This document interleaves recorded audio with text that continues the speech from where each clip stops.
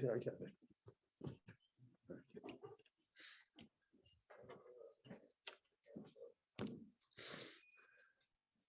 Erev Tov, everyone.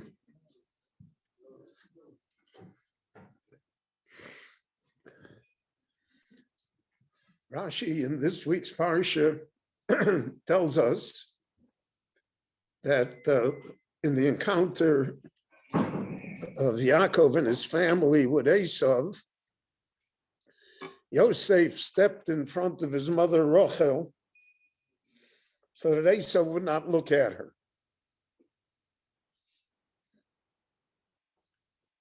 So what does that mean? What's the problem if Esav looks at her? So most of the Meforshim, and here we have, it develops, every idea in Torah has many different ramifications. And if you allow it to circulate, you'll come to areas where you didn't think about it before. So most of the Meforshim say that it has to do with ayin hara. There's a concept that the Talmud mentions that's called ayin hara. That someone looks at someone else with a malicious, malevolent intent. Either jealousy or hatred. And that somehow has an effect. We had a Rashi before regarding Sarah and Hagar,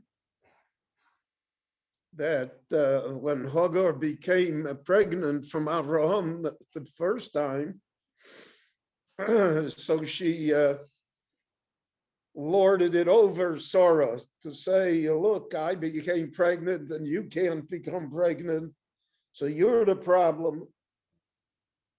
And that Sarah, so to speak, looked back at her with an ayin hara, and therefore that caused a miscarriage. So what's this? It's a mysterious thing. But it's something that in Jewish tradition, people believe in and is active. So we say, for instance, if a person has a big success, or children are born or grandchildren, so we say, he says, b'li ayin hara. I want to give you a compliment, but it's not with an ayin hara.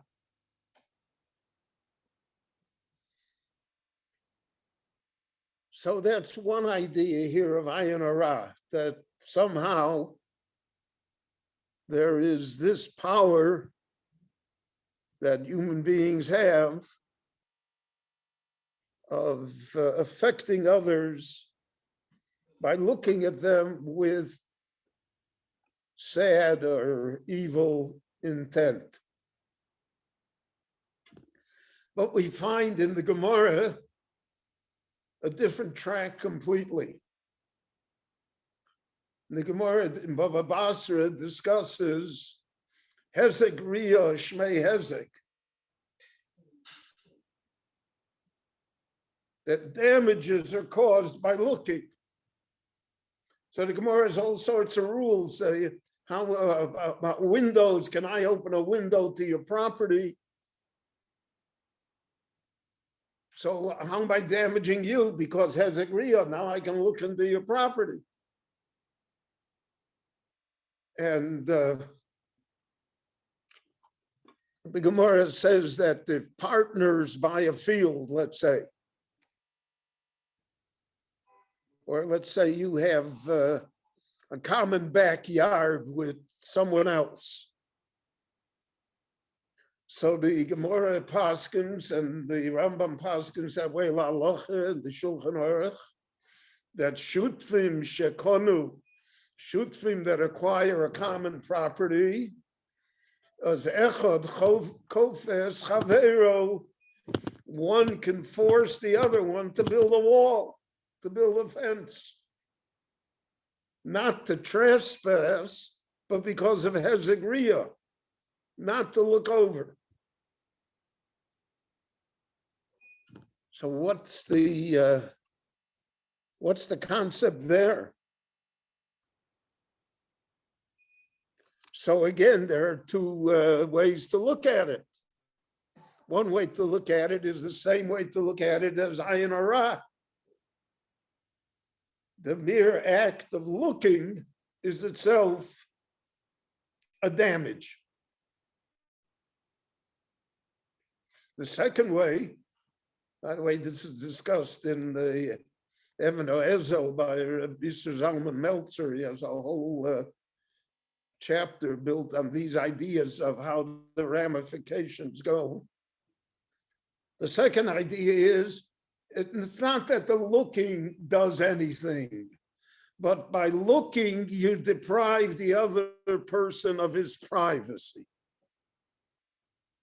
He no longer has the freedom to do whatever he wants in his backyard. If he wants to, let's say he wants to take a sunbath in the nude, he can't do it now because you can look. So you have deprived him of a right that he had. And therefore, in order to preserve your right, you can force the fence to be built, the window to be stopped up, so that your right of privacy is preserved. So this has enormous ramifications, because now we're talking about privacy. And what right do I have to interfere with your privacy? And does the tzibur have a right to interfere with your privacy? And this spills over into numerous cases, instances in everyday life. So in effect, we're saying it's not the looking that does it, it's the fact that it can be looked at that causes the damage. So the Meforshim bring proofs from Yosef and from Sorah that it's the looking, that it's ayin hara. However, there are other instances from Tanakh where we find that not to be like that. Now in the Gemara, we have instances, Hibit v'yosa lo gal at shalatzomos. He looked at him and he destroyed him. So all of that is according to this first stream of thought, that looking itself has negative consequences. Now, if we have a ramification, therefore, of curiosity, am I allowed to be curious about you? So let's put aside Lashon Hara and Motzi Shemra and other things. But generally speaking, how curious am I allowed to be about you? It's an invasion of privacy. So in today's world, in the Torah world, in the world of shidduchim, it's limitless. I remember I was once asleep. It was like 1 a.m. in Monsey. And the phone rings. So a rabbi is 24/7.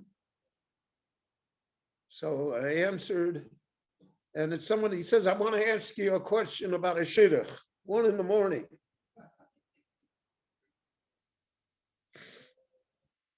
What do you want to know? He tells me this and this family, which I knew. And he said, is there sickness in the family? So I said, I don't know, but I can tell you that the great-great-grandfather passed away. The guy said, oi. Okay. How curious can you be? It's none of your business. So where is that line of privacy? And all of this are matters of halacha. It's not a question of good advice.